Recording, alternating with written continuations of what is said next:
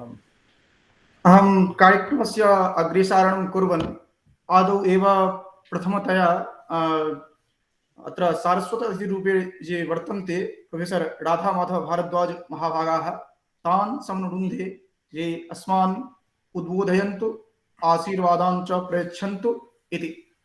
Professor Radhamadhav Bhardwaj महोदयः। धन्यवाद।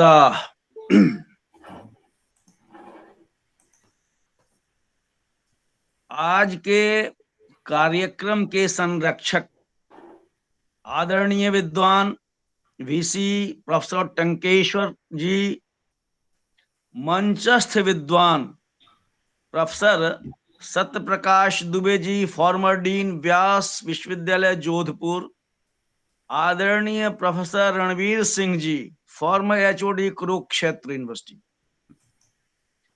विद्वान प्रिंसिपल सदानंद झा जी, स्नेह पात्र डॉक्टर विपिन कुमार झा जी एवं उपस्थित ज्ञान यात्री शोधार्थी श्रोतागण, सबों को मेरा अभिवादन एवं नमस्कार। बहुत खुशी हो रही है कि आप सबों से मैं इतिहास विभाग का होने के बाद भी विपिन जी ने मुझे उपयुक्त समझा, लेकिन मैं संस्कृत परिवार का ही व्यक्ति हूं, इतिहास में आ गया। मेरे पिता की क्षेमेंद्र की 2 किताबों पर टीका प्रसिद्ध है, औचित्य विचार चर्चा एवं एक छंद का ग्रंथ है सुब्रत तिलकम। मेरे पितृव्य का प्रसिद्ध ग्रंथ है रस गंगाधर पर टीका। तो आप समझ सकते हैं मेरे कानों में वेद वाक्य कितने गए होंगे। इतिहास में आ गया और भैया डॉक्टर हो गए, अंग्रेजी पढ़ा लिखा दिया, तो उतनी गति संस्कृत में नहीं रही, लेकिन मेरा बीए तक संस्कृत था। और मैंने जो पीएचडी किया है वो व्रत पर किया है, धर्म ऋग्वेद से लेकर और 12वीं शताब्दी तक के प्रबंध काव्यों को पढ़कर। उसकी चर्चा आगे करूंगा। सारे विषय, सारे विभाग उसी सत्य की ओर ले जाते हैं। इसलिए अगर विपिन जी ने मुझे आमंत्रित किया तो मुझे खुशी हुई कि शायद सरस्वती माता का ही आदेश है कि मैं विद्वानों के बीच में कुछ अपने अनुभव शेयर करूंगा।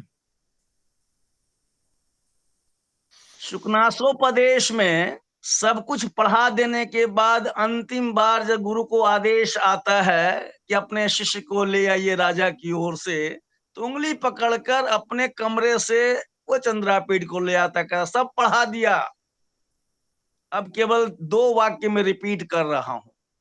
तो 6 दिन का जो इंटरनेशनल कॉन्फ्रेंस आपका इस समीचीन एप्ट विषय पर हुआ, बहुत गौरवशाली बात है। हमारी संस्कृत भाषा और इसके विद्वान सतर्क हैं। जो कुछ भी विश्व में हो रहा है, भारत में हो रहा है, हमारे संस्कृत के विद्वान पीछे नहीं हैं, उससे आगे। और बढ़िया शोध कार्य कैसे हो, ये बहुत समीचीन और उचित विषय है। अभी जिस प्रकार से प्लेरिज्म की चेक हो रही है, इंटेलेक्चुअल प्रॉपर्टी राइट्स पे यूनिवर्सिटी ग्रांट्स कमीशन हम लोग को बार बार कानों में दस सतर्क हो जाओ, नहीं तो नौकरी से, प्रमोशन तो छोड़िए, नौकरी से निकाला जाए। उस पे विपिन जी ने, आप लोगों ने, वाइस चांसलर साहब ने जो इतना बढ़िया कार्यक्रम किया है, बहुत गौरवशाली बात है। ये हमारे छात्रों को आधा आता भी होगा और नहीं तो नया हो गया। मैं बात करूंगा शोध कार्य में शोध मार्गदर्शक की क्या भूमिका है। केवल रिपीटिशन ही करूंगा, 6 दिनों में सभी छात्र सबको जानते ही होंगे, फिर भी एक रिपीट मैं करता हूं, इसको मैं रिपीटिशन ही कहूंगा एक तरह से।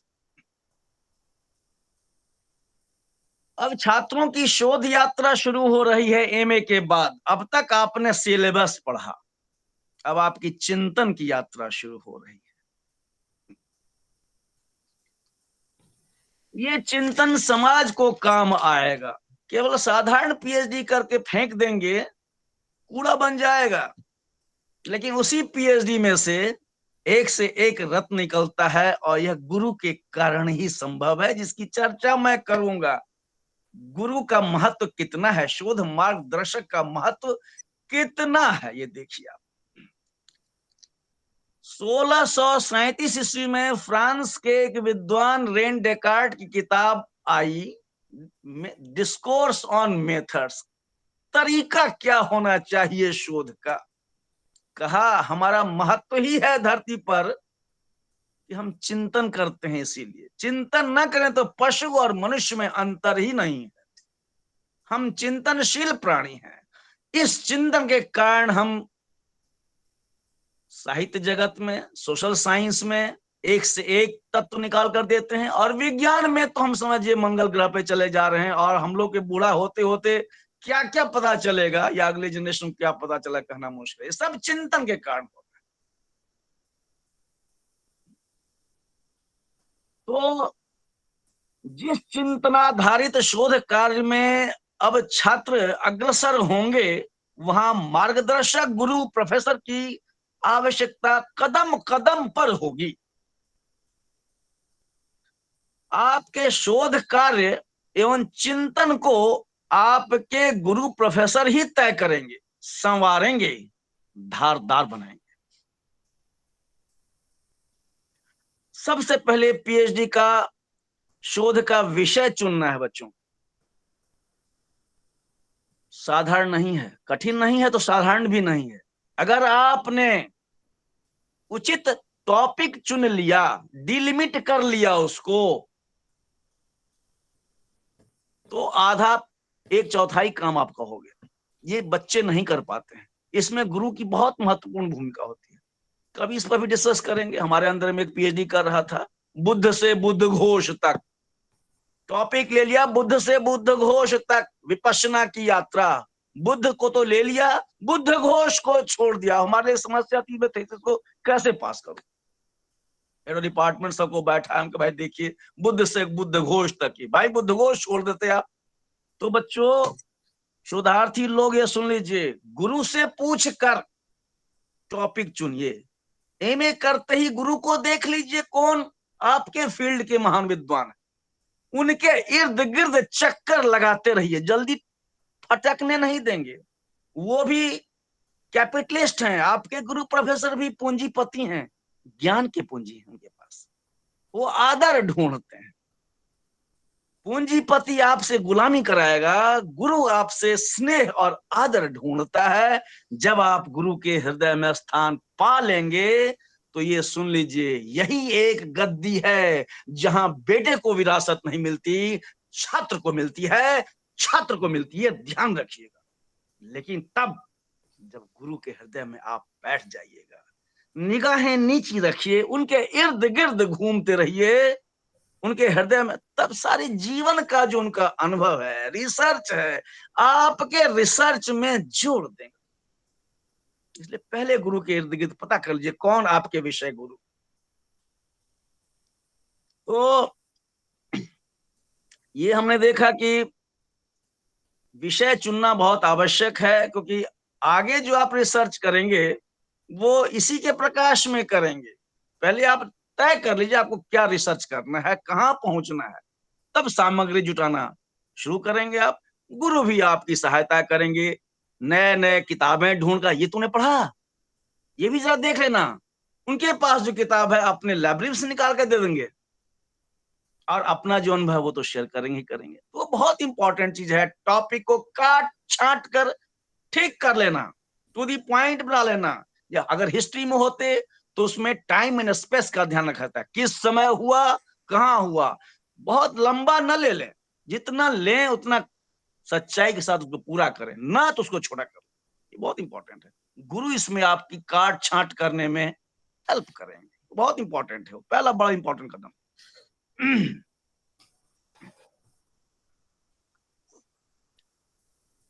गुरु को अगर पसंद नहीं आएगा तो प्रोफेसर कह देगा ये मेरे विषय का टॉपिक नहीं है, दूसरे गुरु के पास चले जाओ, ध्यान रखिएगा। इसलिए आप उनके फील्ड को ध्यान रखिएगा, नहीं तो गुरु कह देगा उनके पास चले जाओ, उनके पास चले जाओ। और कई बार बड़ा गुरु छूट जाता है, छोटा गुरु मिलता है, कम कम अनुभवी गुरु मिल जाता है आपको। तो अगर बड़े गुरु के अंदर में रिसर्च करना है, जिससे आप जीवन भर आप कह सकते हैं कि मैंने व्यास जी के अंदर में रिसर्च किया है, ये मैंने सत्यप्रकाश दुबे जी के अंदर में, मैंने रणवीर सिंह जी के अंदर में रिसर्च किया है, तो ये तभी हो पाएगा जब उनके पढ़ाते समय आप समझ लीजिए इनका फील्ड क्या है, आप अपने विषय को चुन लीजिए। नहीं अपने मन की करेंगे तो फिर गुरु कौन मिलेगा, ये फिर विश्वविद्यालय और बोर्ड ऑफ रिसर्च स्टडीज और आपका डिपार्टमेंट तय करेगा।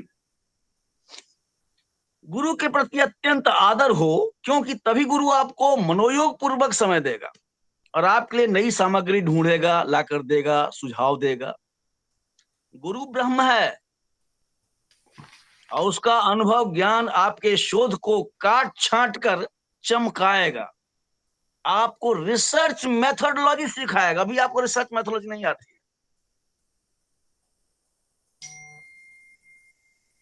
जैसे हम बचपन में अपना सुंदरता का ध्यान नहीं रख पाते, भोलापन तो बहुत होता है, लेकिन ज्यो ज्यो आप जवान होते हैं और बड़े होते हैं, आपको सौंदर्य का भान आता है, आप काट छांट करते हैं, अपना बढ़िया कपड़ा पहनते हैं, अपने को प्रेजेंट करने लायक बनाते हैं, सुंदरता का भाव आता है, श्रृंगार का भाव आता है, आपकी आंखों में चमक आ जाती है, आप बात करने का तरीका और सलीका सीख लेते हैं, कैसे इम्पैक्ट छोड़े ये सीखते हैं।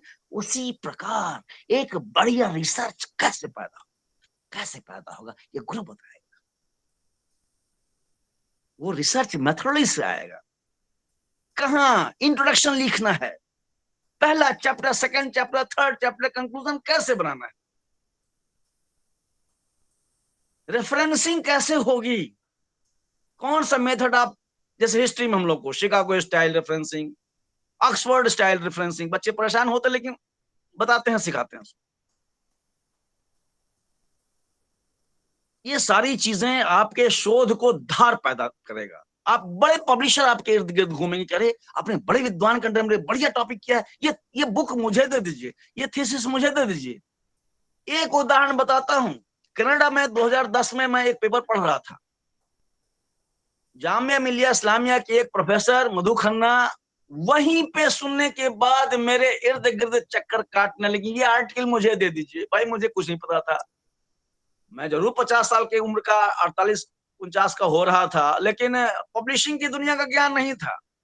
मैंने हाँ कह दिया। उसके बाद कई पब्लिशर अमेरिका से आए, लेकिन उन्होंने खैर अमेरिका से ही छपवाया उसको। व्रत पे एक मेरा आर्टिकल था। तो अगर आपके पेपर में, शोध कार्य में इतना स्वास्थ्य रहेगा गुरु के कारण, रिसर्च मेथोडोलॉजी आपको सिखाएंगे वो, तो पब्लिशर आपके इर्द गिर्द घूमेगा। और नहीं तो आप पब्लिशर के इर्द गिर्द घूमिएगा, पैसे देकर छपाइएगा और फिर भी वो कूड़ा बन जाएगा। गुरु का बहुत महत्व है, बहुत सहार नहीं है। गुरु ये नहीं कहे मेरे पास आ, आपको गुरु के पास जाना है। निपान मिवधेन वह, सर निपान मिवधेन वह, रणवीर सिंह जी, हाँ। निपान मिवधेन वह। गाय आपको जाना है जल के पास। तो इतना बड़ा महत्व है एक प्रोफेसर का। वो सारी जिंदगी स्वयं तपस्या करता है, उस तपस्या को आपके बुद्धि में, आपके ज्ञान में, आपके मस्तक में वो ट्रांसप्लांट करेगा अपने अनुभव और ज्ञान को। ये पेचीदा मामला है, इसको छात्र को समझना चाहिए। गुरु का बहुत बड़ा महत्व है। मैं खुद जब शोध कार्य करवाया तब छात्रों ने कितना तंग किया। एक बार तो एक स्टूडेंट ने थीसिस लेकर आ गया था कि सर आप सिग्नेचर कर दिए इस पे, और मैं उस दिन रोने लगा। मैंने कहा इतनी गलतियां अभी भी हैं 3 बार चेक करने के बाद भी, कि मैं इसको नहीं पास करता, हमसे नहीं होगा, तुम आज सुपरवाइजर बदल लो। तब उसने कहा कि सर हम क्या करें, हम कहा इसको दोबारा फिर लिखो, फिर इसको टाइप करवाओ। और उस छात्र ने किया, तब भी 10-15% मैंने आंख मूंद लिया, चलो ठीक है। तो छात्र भी बहुत तंग करते हैं, लेकिन गुरु की रगड़ से आप अपने को चमकाएंगे, ये मैं आगे भी बताऊंगा। पीएचडी जिंदगी में दोबारा नहीं होगा, इसको ध्यान लीजिए। मेरी सुपरवाइजर गूगल पे डालकर नाम देख लीजिएगा, प्रोफेसर नयनजोत लाहिड़ी, उनके अंडर मैंने पीएचडी किया। 14 वर्ष लगे व्रत पर मैंने काम किया, ऋग्वेद से लेकर 12वीं शताब्दी के ग्रंथ तक। उन्होंने मुझे कितना रगड़ा उसका एक उदाहरण मैं देता हूं। मैं थीसिस जमा करने के लिए चला गया था 2000 में, तब उनकी आंखों में एक चीज आ गई। क्या आया ये सुन लीजिए, आप लोग विद्वान हैं, आप ही तो समझिए। मैं व्रत के आखिरी किताब 12वीं शताब्दी का लक्ष्मीधर भट्ट के कृत्य कल्पतरु का व्रत कांड की मैंने चर्चा कर दी थी। ये बड़ौदा से छपा था, उसकी भूमिका और अयंगार महोदय की भूमिका और लास्ट का कुछ देख के हमने कुछ हल्का सा एक नाटक विषय कर दिया था मेहनत से बचने के लिए। मेरे गुरु को संस्कृत नहीं आती, वो हिस्टोरियन है, अंग्रेजी जानती हैं, लेकिन देखिए गुरु गुरु होता है, उसके ज्ञान में सरस्वती का वास होता है, विद्वान तो वह है ही। उन्होंने मुझे 2000 में कहा, राधा माधव अभी ये थीसिस आज नहीं पास करूंगी। छात्रों सुन लीजिए, गुरु लोग बैठे हुए हैं, विद्वान लोग। मैं बहुत दुखी हुआ, सब कुछ कर चुका था, ऑलरेडी मैं 10 साल लगा चुका था। उन्होंने मुझे कॉलेज में ही पढ़ाया था। मैंने कहा कि आप हमको तंग कर रही हैं मैडम। नहीं राधा, हमको नहीं मैडम, आज आज मैं बहुत दुखी हो रहा हूं। आपने खुद कहा था थीसिस ले आइए। उसके बाद मेरी असल शोध यात्रा शुरू होती है बच्चों, 10 साल के बाद। सुन लीजिए, कृत्य कल्प तरु 4000 श्लोक हैं उसमें, व्रत पर, व्रत कांड। कहा कि इसका अनुवाद करो, नहीं तो कहीं अगर ट्रांसलेटेड है उसकी फिर व्याख्या लिखो। व्याख्या तो मैं तभी लिखूंगा जब उसका मैं, अब भारत में उसका अनुवाद नहीं था, ओरिजिनल संस्कृत में था।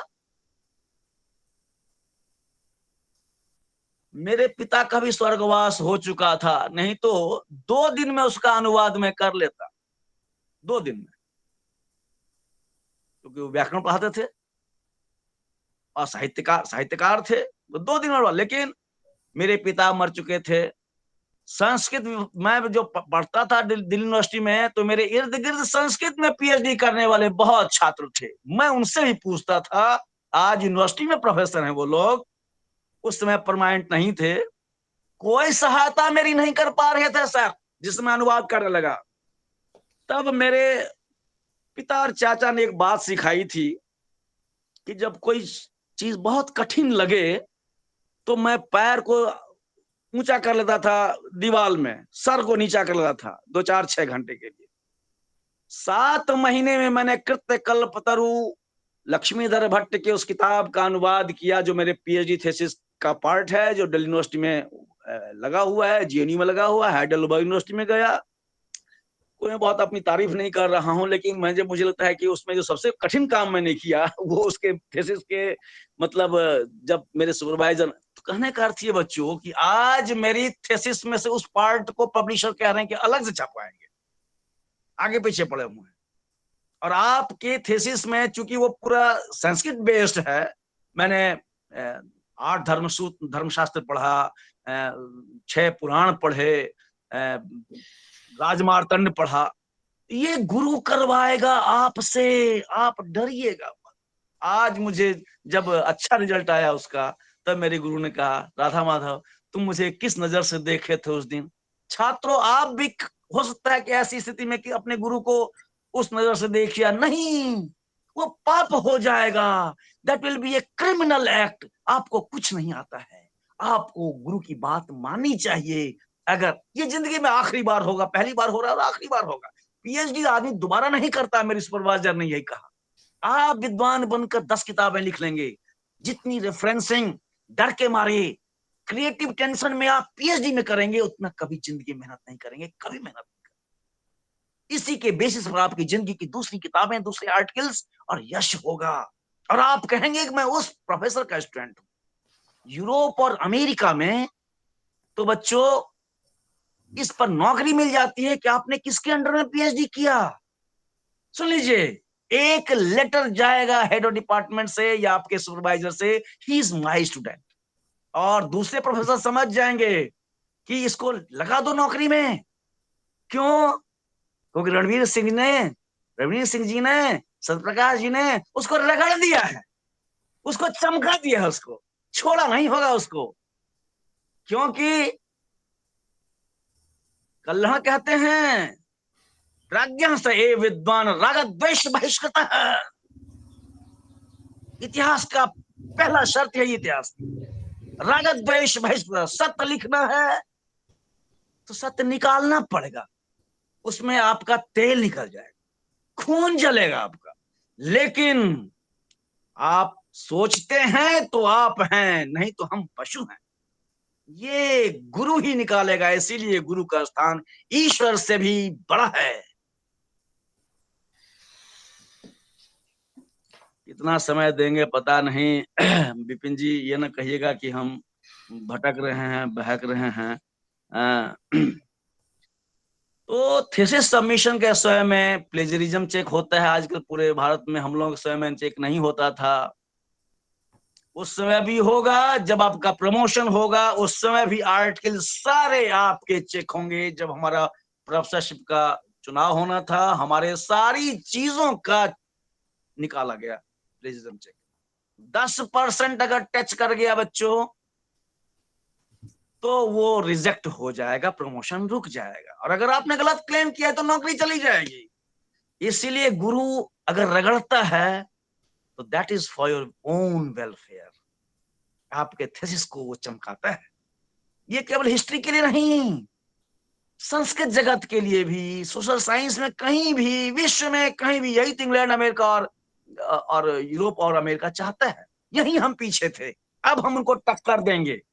ऐसा नहीं कि हमारे पुराने विद्वान कोई चोरी कर रहे थे, नहीं तो कालिदास पैदा, बाणभट्ट पैदा नहीं लेता, कोई चोरी करने वाले नहीं थे, लेकिन रेफरेंसिंग नहीं थी। आज चोरी करने वालों की संख्या बढ़ गई है, इसलिए सरकार ने नियम बना दिया है, भाई प्लेजरिज्म चेक करवा लो। इसलिए गुरु रगड़ता है कि आप किसी किताब से चोरी ना कर ले, एक लाइन, एक पूरा पैराग्राफ चुरा के ये ना कह दें ये मेरा है। इसलिए गुरु वो सिखाएगा आपको इंटेलेक्चुअल प्रॉपर्टी राइट्स। किसी दूसरे विद्वान की कोई पूंजी है, उसको आपने पूरा का पूरा अगर बिना रेफरेंस दिए चुरा लिया, वो चोरी है। हाँ, धन्यवाद। मैं ज्यादा नहीं कहूंगा क्योंकि आदेश आ गया। सब कुछ वही मैंने कहा था, रिपीट ही कर रहा हूं। जैसे 2 मिनट और ले लूं विपिन जी? अच्छा ठीक है। तो हमारे यहाँ भी इतिहास लिखने की परंपरा है और बाणभट्ट को मैं पहला इतिहासकार मानता हूं। इतिहास लिखने के लिए कुरुक्षेत्र गए थे आदरणीय प्रोफेसर रणवीर सिंह जी के शहर कुरुक्षेत्र को मैं बहुत आदर करता हूं। बहुत बड़ा न्याय का ग्रंथ लिखने वाला विद्वान वहां पैदा हुए हैं, दुनिया को बहुत कम मालूम है। 6वीं शताब्दी में जब बौद्ध न्यायिक बहुत अटैक कर रहे थे, उस समय वात्स्यायन के ग्रंथों पर एक बड़ी टीका लिखने वाले कुरुक्षेत्र यही विद्वान थे। और जब मैं बार बार जाता हूं कुरुक्षेत्र तो वहां के शिव मंदिर में देखता हूं, लगता है मैं बनारस में हूं। ऐसी परंपरा, काइंडली आप लोग जाकर देखिए, ये क्या कनेक्ट है भारत का। वो उत्तर भारत का शायद लाहौर कुरुक्षेत्र के बाद सबसे बड़ा केंद्र रहा होगा, इसीलिए आज वहां का सबसे प्रसिद्ध विश्वविद्यालय है कुरुक्षेत्र। बाणभट्ट कुरुक्षेत्र गए थे हर्ष के परिवार के बारे में सामग्री जुटाने के लिए, जिसकी चर्चा हर्ष शर्तम में की है। इसलिए शोधार्थी छात्रगण, आप अपने रिसर्च को धारदार बनाने के लिए, रेस्पेक्टफुल बनाने के लिए, हेरोडोटस ने और थोसिडाइडिस ने कहा था आंखों देखा हाल लिखो। शास्त्र में तो है ही। कबीर दास कहते हैं, मैं लिखता हूं आंखें देखी, आंखें देखी लिखिए, वो सबसे बड़ा सत्य है।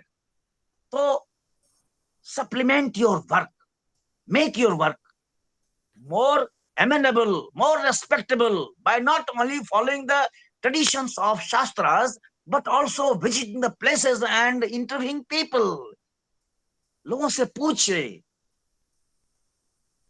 और सबसे अंत में, जैसे विपिन कुमार झा जी संस्कृत जगत के होने के बाद भी टेक्नोलॉजी में दुर्धर्ष विद्वान हैं, मैं उनसे पूछता हूं, मैं तो चकित हूं, संस्कृत जानने वाला इंजीनियर की तरह कोई इतना टेक्नोलॉजी जानता है क्या? आज के सभी संस्कृत के छात्रों को मैं आह्वान करता हूं कि अगर सरवाइव करना है तो उनकी तरह सीखिए टेक्नोलॉजी में मास्टर होना। और ये अद्भुत संस्कृत का पहला ही जर्नल निकालते हैं जो हर तरह से टेक्नोलॉजी पर वो खरा खरा निकलता है। तो संस्कृत शास्त्र तो सीखिए ही, ये ना सोचिए कि वो आपको रोक रहा है टेक्नोलॉजी सीखने से। काइंडली कंप्यूटर के भी मास्टर बनिए। आज विंडो पूरी दुनिया का ज्ञान आपके सामने खोल दिया है, उससे लाभान्वित होइए, उसका उसका लाभ उठाइए। और बिल्कुल पेपर्स को, अब आप पेपर अगर छपाना है तो इतना कठिन हो गया है वो। मैं तो विपिन जी को जब एक आर्टिकल भेज रहा था से 8-10 महीने पहले, तो ये अगर सहायता मेरी नहीं करते तो मैं आर्टिकल नहीं भेज पाता, इतना कठिन है वो। ये सब you can learn it, you should learn it. तो बहुत बहुत धन्यवाद आदरणीय सत्यप्रकाश दुबे जी का, प्रोफेसर रणवीर सिंह जी का, प्रिंसिपल सदानंद जी का, विपिन जी का, आदरणीय विजी साहब का, और छात्रों को भी शुभकामना। मुझे आप लोगों ने चुना बोलने के लिए, मुझे नहीं पता तो मैंने क्या शेयर किया आपके साथ, लेकिन बहुत खुशी है। इस आदर के लिए बहुत धन्यवाद, पुनः धन्यवाद। धन्यवाद महोदय, आपने बहुत ही बेहतर तरीके से एक गुरु की जो महत्ता है, यद्यपि हम सभी गुरु की महत्ता से पूर्व परिचित हैं, क्योंकि गुरु के बिना हम एक कदम नहीं बढ़ा सकते हैं। भर्तृहरिका के नीति शतक का मुझे एक पद्य स्मरण स्मृति पथ पर है, यदा किंचित किंचित बुधजन सकाशादवगतम तदा मूर्खोस्मीति ज्वर इव मदो में व्यपगतः। जब तक हम शोध प्रारंभ करते हैं तब तक तो हमें लगता है कि हम सब कुछ जानते हैं, 2 मिनट में सब कुछ काम करके हम कर लेंगे, लेकिन अंत में जाकर के जब हम गुरु के समक्ष पहुंचते हैं और जब वो हमें बताना शुरू करते हैं तब लगता है तदा मूर्खोस्मीति ज्वर इव मदो में व्यपगतः। उसमें में ज्वर जैसे उतर जाता है, उस तरह की स्थिति हो जाती है। आपने बहुत बेहतर तरीके से आपने यहाँ पर एक एक बिंदु को समझाया, और आपसे सुनने के लिए तो एक व्यापक समय हमें चाहिए, लेकिन यहाँ पर हम सभी कालाधीनः वयम् इति कृत्वा एव अहं साक्षात् अग्रे सरामि। सम्प्रति अस्मत्